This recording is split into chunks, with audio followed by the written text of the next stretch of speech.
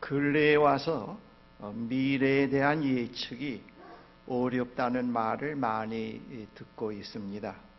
지난 세기까지만 해도 예측 가능한 변화의 도식이라고 할 수 있는 것이 있어서 그것에 근거해서 미래가 어떻게 변할 것이라고 대강 짐작할 수 있었습니다. 그런데 근래에 와서는 어떤 도식을 가지고 미래를 예측할 수 없게 되었습니다. 21세기에 들어와서는 과학의 급속한 발전, 그리고 통제할 수 없는 자연의 훼손, 그와 맞물린 자연 질서의 이변, 핵무기 개발, 각종 테러, 폭력, 범죄는 미래를 가늠해 가기 어렵게 만들고 있습니다. 이러한 예측 불가능한 미래를 내다보며 우리의 불안이 더욱 커지며 아울러 삶의 의미와 목적을 설정해 가는 것이 점점 어렵게 되어가고 있습니다. 예측 불가능한 미래가 어떤 세상으로 우리에게 다가올지 수수께끼입니다. 저의 지나온 날을 돌이켜보면은 저의 청소년 시절에 상상한 미래는 매우 어두웠습니다. 제가 상상한 미래는 하나님께서 그가 창조한 세상을 불로 모두 없애버리는 허무한 세상이었습니다. 하나님께서 파괴의 위력이 강한 핵폭탄과 같은 것을 가지고 세상을 전부 태워버릴 것이라고 상상했습니다. 동시에 착하게 산 소수의 사람만이 천당으로 옮겨진다고 생각했습니다. 제가 그렇게 생각한 것은 편협한 기독교 종말 사상으로부터 나온 것입니다. 모든 종교에 종말 사상이 있습니다. 대체로 그들이 말하는 종말은 세상의 끝이 비관적입니다. 근래에 와서는 종교에서보다 사회과학에서 세상의 미래를 그렇게 밝게 보지 않고 있습니다. 환경 문제에 국한해서 우리가 미래를 바라볼 때 우리의 미래는 매우 어둡습니다. 지금의 상태로 자연을 마구 훼손해 가게 되고 자원을 마구 낭비하게 되면은 쓰레기 더미로 가득한 음산하고 생명체가 살아 숨쉬기 어려운 절망적인 세상이 우리를 기다리고 있을 것이라고 하는 비관적인 생각이 들 때가 있곤 합니다. 오늘 우리가 당면한 삶의 문제는 어느 한 개인, 한 교회, 한 나라가 감당하기 어려운 문제입니다. 결국은 이러한 비관적인 세상의 미래를 만들어가는 장본인은 우리 인간입니다. 인간의 탐욕이 우리가 살고 있는 세상을 생명체가 살 수 없는 세상으로 훼손시켜가고 있습니다. 훼손된 인간이 생명체가 살 수 없는 훼손된 환경을 만들어가고 있습니다. 우리는 여기서 매우 심각한 질문을 던지지 않을 수 없습니다. 하나님은 인간의 눈을 어둡게 만드는 탐욕이라고 하는 우상에게 그가 창조한 세상을 넘기셨는가? 창조주 하나님은 탐욕이라는 우상으로 인간을 타락시켜가는 사탄에 대해서 속수무책인가? 우리는 매우 불확실한 미래 앞에서 절망하며 우울증에 사로잡히지 않고 희망과 의미를 가지고 현실을 긍정하며 살아갈 수 있는 묵시적인 희망의 전망을 본문에서 찾아볼 수 있습니다. 본문 21절에 너희 믿음과 소망이 하나님께 있게 하셨느니라, 또는 세번역에 여러분의 믿음과 소망은 하나님을 향해 있습니다. 이 말씀의 이면에는 이러한 전제가 있습니다. 하나님 안에 우리의 미래가 있습니다. 여러분, 이 본문을 여러 번 읽어보면은 이러한 전제 속에서 사도 베드로가 이 말씀을 기록하고 있다는 것을 찾아낼 수 있습니다. 이 말씀이 우리가 현실을 긍정하며 살아갈 수 있는 해답입니다. 우리의 미래가 탐욕이라고 하는 우상이나 사탄에게 있지 않고 하나님에게 있습니다. 이 미래에는 인간과 모든 피조물이 다 포함됩니다. 세상의 미래는 창조주 하나님 안에 있습니다. 하나님 안에 있는 미래는 제가 지난날 생각했던 것과 같이 불로 다 소멸되어 없어지는 세상이 아닙니다. 그렇다고 음산한 공동묘지와 쓰러기 더미의 세상도 아닙니다. 하나님 안에 있는 미래는 어둡고 추운 겨울이 지난 다음에 생명을 가진 모든 피조물이 소생하는 희망의 봄을 연상하게 하는 미래입니다. 거기에는 생명이 충만하고 죽음, 질병, 고통, 눈물, 한숨도 없는 영원한 봄입니다. 이 봄은 부활의 표상입니다. 예수님의 부활에서 우리의 미래가 밝혀졌습니다. 예수님의 부활은 우리에게 숨겨져 있던 하나님 안에 있는 미래입니다. 그리고 우리가 현실에서 지향해 나가야 할 영어 단어로 새로운 트렌드입니다. 이러한 미래는 이미 오래전 구약의 예언자들이 예언했고 또 그들이 그러한 미래를 고대했습니다. 이 예언자들이 이러한 미래를 그의 예언서의 여러 곳에 얘기하면서도 도대체 그러한 미래가 어떻게 전개될 것인가? 어디에서 누구로부터 시작될 것인가? 하나님 안에 숨겨져 있는 그 미래가 어떤 것일까? 많은 의문을 가지고 기대를 가지고 예언자들이 예언했다고 생각해 볼 수가 있습니다. 창조주이시며 정의로우시며 사랑이신 하나님은 자신이 창조하신 세상을 포기하지 않습니다. 그러한 의미에서 미래는 하나님의 은혜요, 축복이요, 선물입니다. 그리스도인들은 세상에서 예수님의 부활에서 열린 새로운 삶으로 지향해가는 사람들입니다. 본문에서 그러한 삶으로 부르심을 받은 사람들, 그러한 삶을 깨닫고 기뻐서 자원해서 선택해 살아가는 사람들을 나그네로 묘사하고 있습니다. 17절에. 여러분, 세상에서 나그네란 고향과 친척을 떠나 여기저기 유리방황하는 집시와 같은 사람들을 의미하기도 합니다. 그런데 본문에서 말하는 나그네라고 하는 것은 그 낡은 삶을 떠나서 새로운 삶으로 지향해가는 사람들을 말하고 있습니다. 그들은 목적 없이 여기저기 떠돌이 신세가 아닌 부활에서 열린 새로운 세상이 너무 아름답고 좋아서 영원한 본향을 향해 여정에 오른 사람들입니다. 그들의 삶은 고독, 외로움, 소외, 눈물로 살아가는 여정이 아닙니다. 그들의 삶은 희망, 기쁨, 사랑으로 살아가는 여정입니다.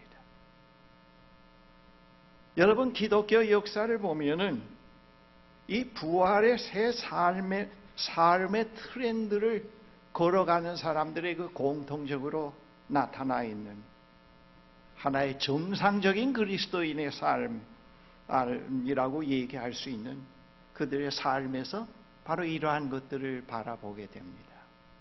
이것은 하나의 어떠한 그 이상적인 이야기가 아닙니다. 오늘 현실도 현실에서도 우리가 이러한 것을 보게 됩니다. 그들에게는 나그네의 여정에서 일상에 먹고 마시는 것으로 채워지지 않는 가람과 배고픔을 해결하는 새로운 음료와 빵이 있습니다. 그들은 때때로 그것을 마시고 먹곤 합니다. 그것은 생명의 빵이며 생수이신 예수님 자신입니다. 그들은 현실에서 살지만 그들 앞에 열린 미래의 삶을 살아가는 사람들입니다. 생각하는 것, 말하는 것, 행동하는 것, 입는 것, 먹는 것, 거하는 것 등 일상의 모든 것이 미래에 속한 것들을 덧입으며 살아갑니다. 여기서 덧입는다는 것은 변형을 말합니다. 여러분, 그 3월 달에 사순절이 있었고요. 고난주간 부활주일이 있었지 않았습니까? 제가 이 사순절 전체 기간은 그렇게 살지를 못했지만은 이 고난주간을 앞두고 내가 고난주간만은 좀 더 새로운 어떠한 그것을 깨닫기 위해서 무엇인가 하나 좀 즐겨 하던 것을 하나 좀 끊어봐야 되겠다 생각했습니다. 완전히 끊는 게 아니고 임시적으로라도 한 주간이라도 좀 끊겠다 생각을 해보니까, 여러분 저를 아시다시피 제가 담배 피우는 사람은 아니잖아요. 그 담배는 끊을 수 없고 안 피우고 있으니까 그 담배 못지않게 제가 즐기는 것이 커피란 말입니다. 아침에 일어나서 이 원두 향을 맡으면서 커피 한 잔을 마신다는 것은 이건 그 기가 막힌 의미와 기쁨이란 말입니다. 제 아내에게 때때로 하는 말이 커피 안 먹는 세상을 무슨 맛에 사냐 그렇게 얘기할 정도란 말입니다. 시간이 흐를수록 자꾸 쓴 커피가 요구돼요. 아마 중독이 되는 것 같습니다. 그 커피를 이제 중단을 했습니다. 월요일, 화요일 지나면서 제가 중요한 것을 발견했는데, 저의 어떤 기분 좋음, 기쁨, 어떤 희망의 느낌들이 이 커피, 카페인을 통해서 많이 된다고 하는 것을 알았습니다. 이 커피의 거품이 성령의 감동으로 오해될 정도로 그거라고 하는 걸 알았어요. 그 커피, 카페인 거품이 없어지니까 우울하고 답답하고 재미가 없고 그래요. 그렇지만 그걸 현실적으로 받아들였습니다. 대치시키려고 하지 않고 현실로 그대로 받아들이고 느낌이요 있었습니다. 수요일, 목요일 지나면서 차분해지면서 참 좋아요. 그리고 카페인 없는 안정과 차분함과 그 어떤 희망의 느낌을 새롭게 제가 순수하게 경험해 가기 시작을 했습니다. 그리고 부활의 아침을 맞이해서 그 주님, 부활하신 주님을 새롭게 맞이하는 그런 경험을 하면서 제가 거기서 무엇을 느꼈는가 하면은, 우리 인생이 카페인으로서 우리 인생을 기쁘게 하고 즐겁게 하고 의미를 찾으며 살 수 없구나. 바로 생명의 빵이요 생수이신 예수님을 통해서만 우리가 살 수 있구나 하는 것을 새롭게 이제 경험을 했습니다. 제가 부활주일 아침에 상당히 감동적인 가운데서 부활의 아침을 맞이하면서 생명의 빵이신 예수 그리스도를 다시 먹을 수 있었고 생수이신 예수님을 다시 마시는 경험을 했습니다. 지금 나그네 삶에서는 그런 양식이 있습니다. 그런 양식을 우리가 먹으면서 나그네의 삶을 살아가는데 그 나그네의 삶을 움직이는 그 에너지가 카페인이 아니고 생수이신 예수 그리스도, 생명의 빵이신 예수 그리스도이십니다. 창조주 하나님께서 그분이 창조한 세상을 탐욕의 우상이나 그를 하수인으로 부리는 사탄에게 내어주지 않으셨습니다. 하나님께서 그들의 힘을 완전히 무력화시켰습니다. 그들의 도모가 허무로 끝나도록 만들었습니다. 여러분, 그것이 십자가 사건입니다. 인간의 탐욕이 세상을 종말로 가져오지 못합니다. 인간이 하나님을 조종하지 못합니다. 하나님의 시간을 당기기도 하고 늦추질 못합니다. 하나님은 인간의 영향을 받으시는 분이 아닙니다. 하나님은 어디까지나 그분의 자유 가운데서 활동해 가십니다. 탐욕이 세상을 끝내게 할 능력이 없습니다. 그렇게 살아간 그들만이 그러한 삶에 대한 대가를 받을 뿐입니다. 예수 그리스도가 십자가에서 죽으시는 것으로 끝났다고 하면은 우리의 미래는 없습니다. 죽음과 무덤이 마지막이요. 어릴 때 제가 생각했던 미래 바로 그것입니다. 그러나 하나님 안에 있는 미래는 죽음을 넘어서 새로운 세상으로 전개되어 갑니다. 교회는 예수님의 부활에서 드러난 하나님 안에 있는 미래를 향해 여정의 길에 오른 나그네들이 모인 공동체라고 규정을 해볼 수 있습니다. 그 공동체는 조상으로부터 물려받은 헛된 생활 방식에서 해방을 받은 무리들의 모임입니다. 본문 18절에 여러분은 조상으로부터 물려받은 여러분의 헛된 생활 방식에서 해방되었습니다. 이 본문을 이렇게 번역할 수 있습니다.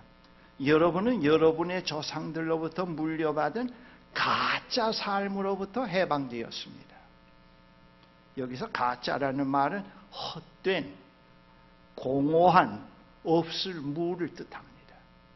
그것은 존재한다고 생각했던 그 무엇이 아니라 존재하지도 않는 것, 비현실적인 삶, 가짜 삶을 의미합니다. 이러한 환상을 가진 사람들은 자기가 원하는 모든 것을 가질 수 있고 만들 수 있으며 행복과 내적 만족은 사고 팔 수 있는 재화라고 확신합니다. 가짜 삶은 낡은 틀을 가지고 있는데 그것은 우리의 인격 속에 매우 깊이 자리하고 있습니다. 그러한 낡은 틀이 우리를 조종합니다. 저의 경우에도 그런 걸 많이 과정에서 경험을 했습니다. 어릴 때 그런 그 낡은 틀이 그 조상으로부터 받았다고 하는 말은 그 인류가 물려주는 그런 낡은 삶, 하나님 없이 형성되어 가는 삶, 그런 것을 얘기하는데요. 그것이 적합한 시기에 괴롭고 고통하고 새로운 결심을 할 때는 없어진 듯 했다가 조금 안정이 되고 편안함이 오면은 또다시 그것이 생각이 나서 작동을 해서 똑같은 데 행동을 하게 하고 또 고통스럽고 괴로워하고 양심의 가축에서 몸부림치면 또 숨어들었다가 어느 정도 편안해지고 안정이 오면은 또 그것이 살아나서 나도 모르게 작동을 하는 것을 경험을 했습니다. 사도 베드로는 교회는 그러한 낡은 틀로부터 조종되어 나타나는 헛된 행실로부터 거룩한 삶으로 부르심을 받고 있다고 말씀합니다. 교회가 부르심을 받은 거룩한 삶은 하나님 안에 있는 부활의 새 삶입니다. 새로운 트렌드의 삶. 이 삶은 가짜가 아닙니다. 실제로 실제합니다. 우리의 믿음과 소망은 실제하는 것에 대한 것입니다. 여러분, 유토피아를 주장하는 공산주의나 허구적인 사상에서는 그것이 없기 때문에, 실제가 없기 때문에 자꾸 의식화를 시킵니다. 의식화를 시켜서 그것으로 그들의 삶을 올인하게 합니다마는 우리 기독교 신앙에서는 이게 의식화가 아니죠. 부활의 새 영이 우리 안에 함께 하시면서 우리를 깨닫게 하고 낡은 틀에서 해방시키고 그리고 새로운 삶을 향해서 나아가게 만듭니다. 우리의 믿음과 소망은 실제하는 것에 대한 것입니다. 만약 실제하지 않는 것이라고 하면 믿음이 생겨날 수 없습니다. 기독교 신앙에서 믿음은 신념, 자기 암시, 환상, 의식화가 아닙니다. 그 믿음은 실제하는 분으로부터 온 것입니다. 실제하는 분이 과거의 인간 역사에서 어떤 일을 하셨는지, 그리고 현재 어떻게 활동하고 계시는지, 미래에 어떤 일을 행하고 계실 것인지를 우리가 듣고 깨달음에서부터 우리의 믿음이 생겨납니다. 그분을 찬양하게 되고 그분을 향한 삶으로 자꾸 궤도수족을 하게 됩니다. 기독교 신앙에서 믿음의 발생 근원은 인간이 아니고 하나님입니다. 이 세상에서 그리스도인의 삶은 하나님을 향해 나아가는 새로운 여정입니다. 이 여정을 우리 혼자가 아니고 부활하신 그리스도께서 함께 하시는 여정입니다.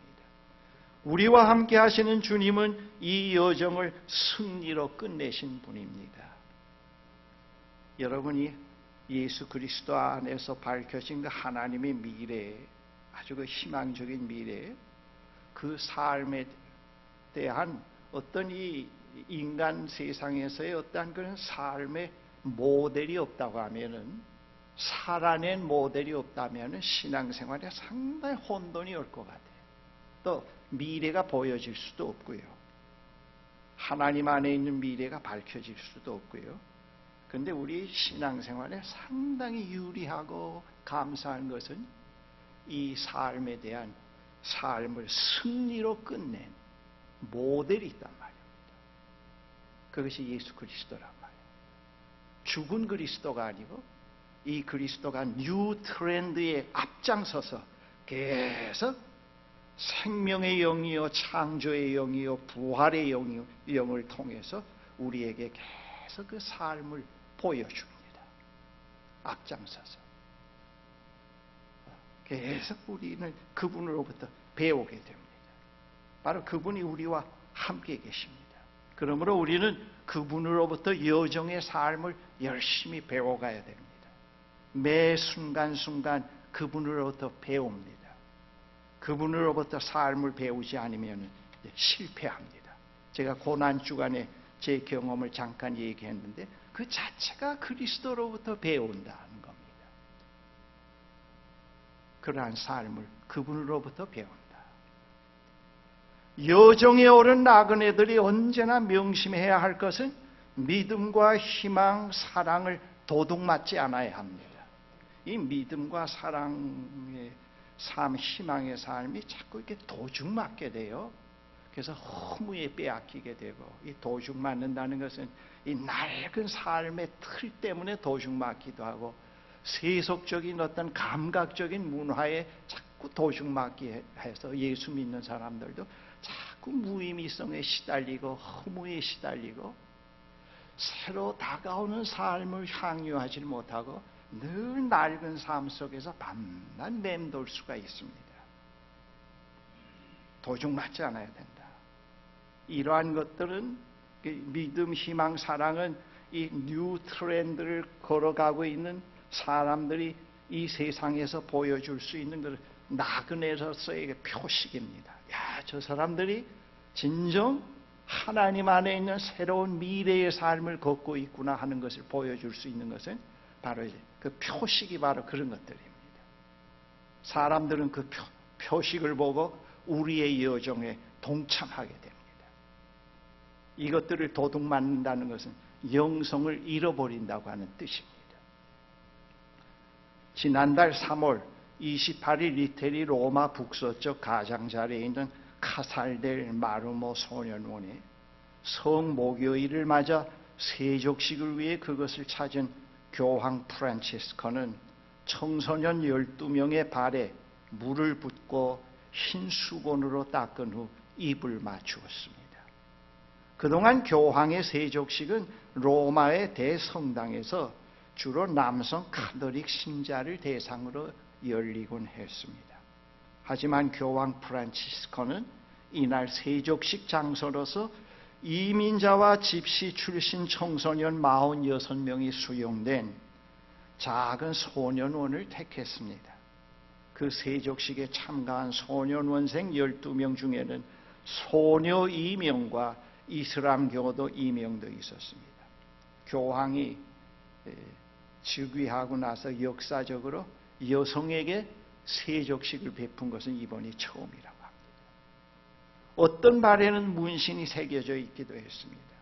세족식을 마친 후 교황은 소년원을 떠나면서 그곳에 있는 소년원생들에게 스스로 희망을 도중맞지 말라고 했습니다. 여러분, 스스로 희망을 도중맞지 마세요. 사실 그 소년원에 있는 젊은 소년들은 인생의 봄을 살아야 될 그런 세대들 아닙니까? 근데 생리적으로는 인생의 봄에 속해 있지만은 내면적으로 영적으로는 다 참된 봄을 도중 맞고 사는 사람들입니다. 하나도 희망이 없이 살아가는 사람. 사회적 책임도 있고 가정의 책임도 있습니다. 또 그들 자신의 미련함도 있습니다. 스스로 희망을 도중 맞지 말라.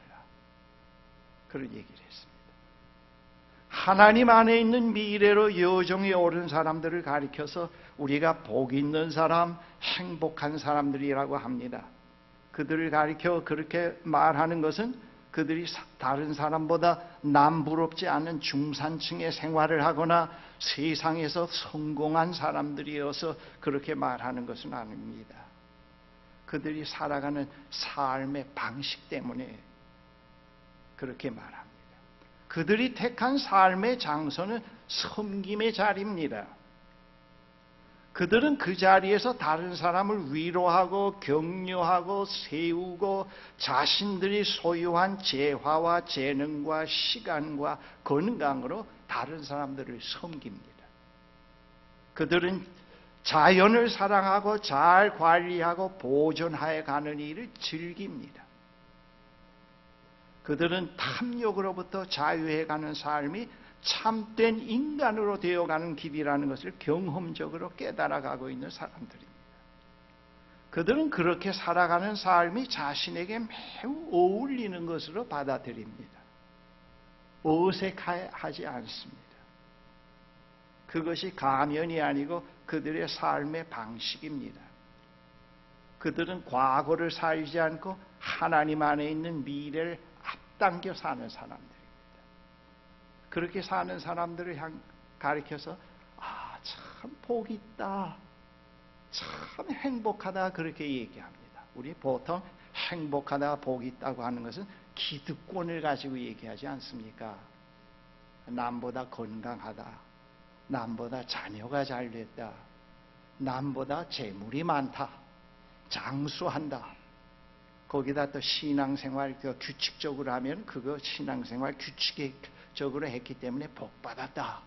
그렇게 얘기합니다만은 그 실제로 복 있는 사람, 행복한 사람은 그런 것이 아닙니다. 지금 시편을 공부하고 있으면서도 다시 확인해 갑니다만 여호와의 율법을 즐거워 주야로 묵상하는 자로다. 그 율법을 주야로 즐거워서 묵상한다는 그 자체가 하나님께서 그에게 요구하시는 그의 삶을 즐겨한다는 뜻이 포함되어 있습니다.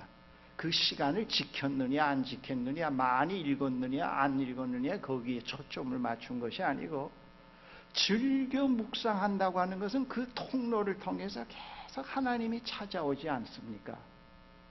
그리고 그에게 말씀하고 계시지 않습니까? 그게 싫으면 어떻게 즐겨 묵상하겠습니까? 그런 삶이 늘 즐겁고 그로부터는 영감이 늘 새롭고 그러니까 그게 즐겨하지 않겠습니까? 그 삶을 즐겨한다는 뜻이 거기에 있습니다. 그 삶이 매우 익숙하다, 즐겁다. 나는 참 그 삶이 즐겁다. 그것을 얘기합니다. 우리는 예수 그리스도의 부활에서 드러난 하나님 안에 있는 미래가 마지막 때에 어떻게 전개될 것인지는 알 수 없습니다. 그러나 그 미래는 희망, 기쁨, 평화, 정의, 사랑으로 충만한 세상이라는 사실은 분명합니다. 우리는 그 미래의 시간을 기다리면서 인내로 살아가는 나그네들입니다. 앞으로 그런 세상이 어떤 과정을 통해서 전개될 것인지, 우주적으로 어떤 큰 변혁이 이루어지면서 또 지금 전체 우주가 창조 이래로 가만 정체되어 있지 않고 인간이 지구를 훼손시키는 데는 시키는 것과는 별개로 계속해서 나름대로 생성의 과정이 이루어져 가고 있는데, 그 최종적인 목적이 무엇인지 우리는 상당히 거기에 대해서 흥미를 가질 수 있지 않겠습니까? 그것이 정말 지옥으로, 황폐한 세상으로 끝나게 만드는 것으로 목표를 하고 있다고 하면 하나님이 안 계시죠. 미래가 세상이 하나님 안에 있다는 말이 거짓말이죠. 그러나 그들의 그 모든 목표가 분명히 만물을 새롭게 하시겠다고 하는 하나님의 미래 속에 포함되어 있다고 생각을 할 때는 상당히 기대와 희망을 갖습니다. 그래서 우리는 매일매일 생활 속에서 그 부활 속에 나타나 있는 그 삶을 살아가는 훈련을 해야 됩니다. 너무 우리는 그 낡은 틀 때문에 늘 고통을 받고, 또 예수를 믿으면서도 늘 낡은 틀을 벗어나지 못합니다. 결심은 많이 하지만은 그 결심이 낡은 틀을 극복을 못합니다. 그렇게 그래서 늘 성령의 도움을 요청을 해야 됩니다. 요청을 하면서, 예를 들어서 내가 늘 다른 사람을 통해서 상처를 많이 받는다. 이 상처를 많이 받는다는 거에는 두 가지가 있습니다. 너무 자기를 비하시키면서 살아간다든지, 너무 자기를 높이면서 살아간다든지, 그렇습니다. 진정 자기가 자기로 있지 못한다, 그렇게 얘기할 수가 있겠죠. 늘 남과 비교하면서 산다든지 그런 것이 있겠습니다. 그래서 늘 상처를 많이 받는다 했을 때 우리가 한번 생각해 볼 수가 있습니다. 야, 영수야, 너 이렇게 낡은 삶 속에서 늘 상처받으면서 그렇게 살 필요는 없지 않느냐 말이지. 주님께서 허락하신 새 부활의 삶을 우리 살아가야 될 것이 너의 본문이 아니냐. 그렇게 하면서 그 삶에 자꾸 동참해 가면서, 한 주간 제가 살아오면서도 이 설교를 좀 묵상하면서도 그렇게 생각했습니다. 주님, 오늘도 제 의지와 감정과 사고가 부활의 새 삶에 전인적으로 동참할 수 있게 도와주십시오. 제 내면에 일어나고 있는 어두운 생각이라든지 질투와 시기에 저를 맡기지 말고, 질투와 시기에 몸부림치고 있는 미성숙된 저의 일부분도 부활의 삶에 동참해 갈 수 있도록 제가 같이 서겠나이다 하면서 일주일을 지냈습니다. 그렇게 하면서 부활의 새 삶을 생각하면서 살았습니다. 여러분, 제 설교를 판넨볼그의 글을 소개함으로 마칩니다. 교회는 세상의 미래이며 교회의 미래는 오고 있는 하나님의 나라입니다. 교회는 세상의 미래요, 교회의 미래는 오고 있는 하나님의 나라입니다. 우리는 그 삶을 도중맞지 않아야 되겠습니다.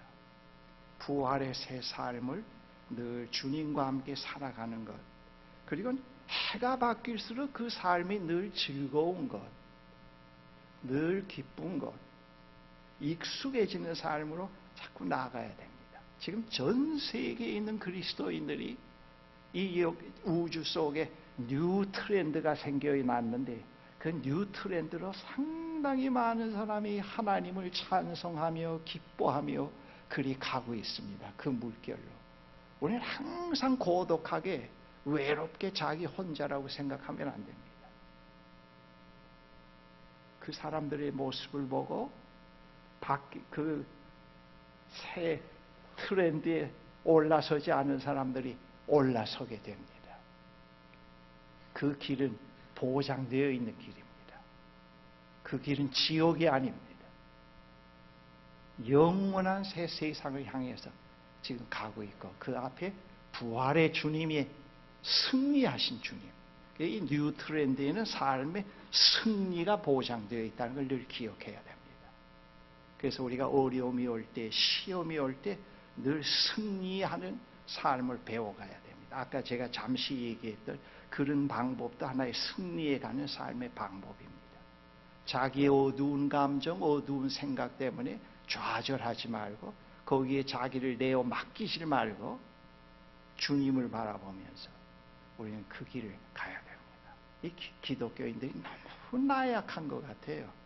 조금만 하면 째지고, 조금만 하면 무너지고, 조금만 하면 상처받고 좌절하고, 그렇게 살면 안 될 것 같아요. 오늘 우리가 살고 있는 시대는 우리의 삶은 상당히 견고하고, 세상을 이긴 그분이 함께 계시면서 세상을 이길 수 있는 길로 우리를 인도해 가고 계십니다. 그렇게 우리가 그런 믿음을 가지고 오늘 이 한국의 기독교인들이 선다고 하면은 이 북한에 대해서 그렇게 걱정하지 않아도 될 것 같아요. 이 북한이 걱정이 아니고 한국이 남한 사람들이 걱정 아닙니까? 문제는 여기가 우리가 너무 미숙한 삶을 살아가고 그렇게 있지 않습니까? 오늘도 우리는 그러한 삶을 향해서 보장된 삶, 실제 있는 삶, 실제 하는 삶을 향해서 우리는 계속 나가야 합니다. 기도하십시다.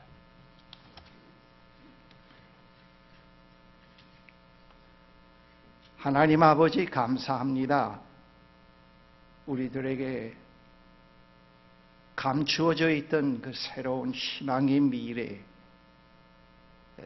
하나님께서 부활의 주님을 통해서 보여주시고 열어주시고, 또 그 삶을 시작할 수 있는 모든 것을 부여해 주신 것을 감사합니다.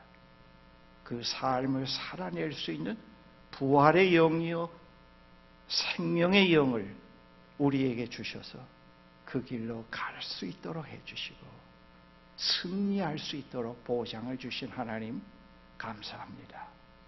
아버지께서 주신 이 귀한 부활의 새 삶을 도중맞지 않게 해주십시오.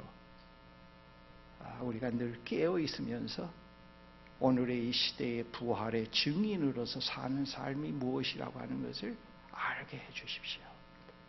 그래서 우리의 삶 전체가 하나님을 찬양하며 하나님의 영광의 빛을 드러내는 삶으로 바뀌어져가는 그런 경건의 참 모습을 보여줄 수 있는 저희들이 될 수 있게 해주십시오. 예수 그리스도의 이름으로 기도합니다. 아멘.